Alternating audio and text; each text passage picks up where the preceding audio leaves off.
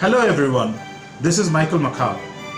What if I tell you the Russian composer Scriabin was actually composing a music for India to perform at the Himalayas? Did you know that? No. Imagine how interesting this is. Did you know after the death of Mozart it was thought that he was poisoned? You didn't know that? Imagine, it's a thriller. There is so much to learn and know about the world of Western classical music for centuries.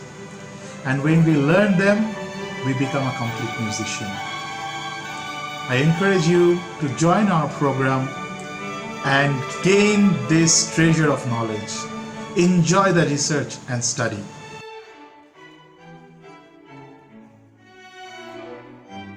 To our students, we introduce some solo pieces, quartet pieces, different kind of pieces, just to make them learn and understand as much as possible about the instrument they are learning and the compositions. But still, it's not enough.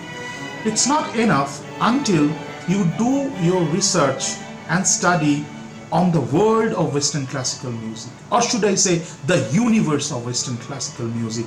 The history, imagine, close to 1,000 years of history, starting from Renaissance, Baroque, classical, romantic period, then modern period. Today's students hardly know anything about the music of modern period. The great Russian composers. We have very little knowledge about the world of Western classical music, the music style, pattern, orchestration, how they developed, or should I say how they changed, got updated. The orchestra started becoming bigger from Baroque period to classical period. More instruments were invented. More instruments were introduced in the Philharmonic Orchestra in later time. The Baroque chamber orchestra used to be a small ensemble.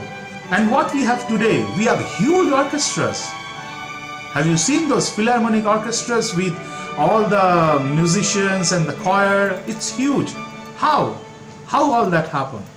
What is Baroque music? What is the difference between Baroque music and the music of modern period? What if I ask you, define the music written by Beethoven and the music written by Bach? Where are the difference? What has changed over the period of time?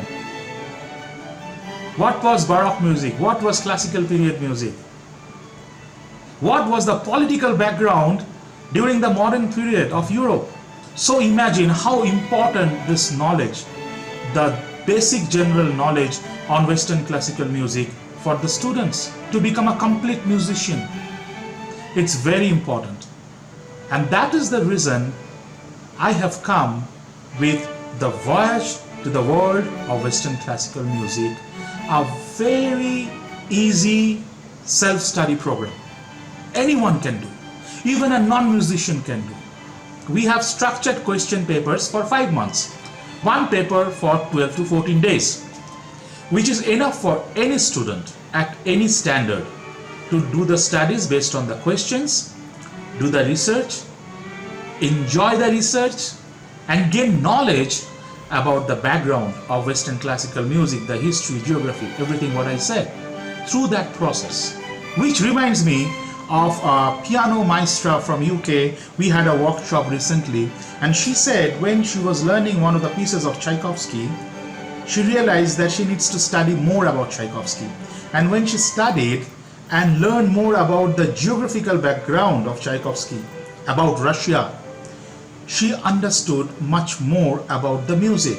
That's amazing how your study and research can help you to understand the music.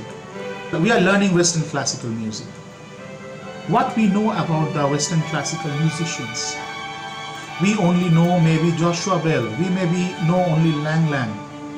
But we need to do study about Debussy, about Dvorak, about Puccini, about Sibelius, about Mahler, about Grieg, about Verdi. We need to know them. They have shaped the 20th century of classical music. We also have to study about Corelli, Bach, the fathers of Western classical music from the Baroque period. There is so much to study, and how much we study, based on that, it will improve us as a complete musician. So I encourage you to join the program Voyage to the World of Western Classical Music and enjoy the study. I will be waiting to hear from you all. Take care. Bye-bye.